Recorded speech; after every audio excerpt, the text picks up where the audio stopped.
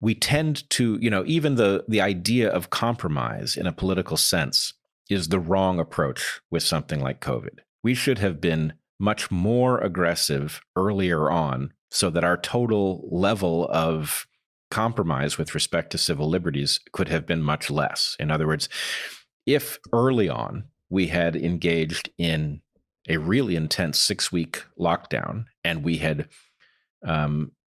ramped up our capacity to test for COVID with precision, so that after 6 weeks, basically the idea of 6 weeks would be it's very hard to control COVID inside of a household. It tends to bounce around, but that it will tend to burn itself out in most households within something like a 6-week period.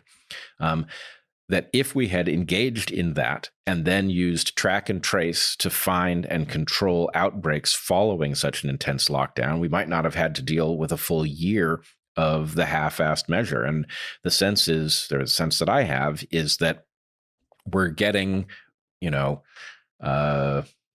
it's a Pareto distribution. Maybe we're suffering 80% of the harm of lockdowns and getting 20% of the value that we might get for having, not gone the full distance.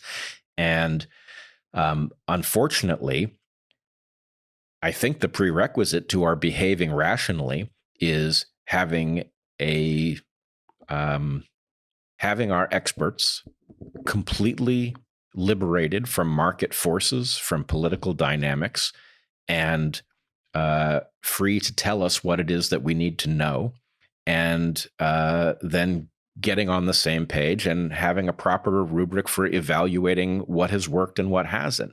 And instead, what we've had is a thoroughly politicized discussion from the get-go, in which even our countermeasures are fought over on the basis of,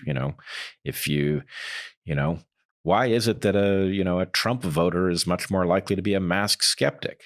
A question of masks is an empirical question. It shouldn't have anything to do with your political leanings, and yet it undeniably does in North America, and that has robbed us of the kinds of controls that we might otherwise have instituted.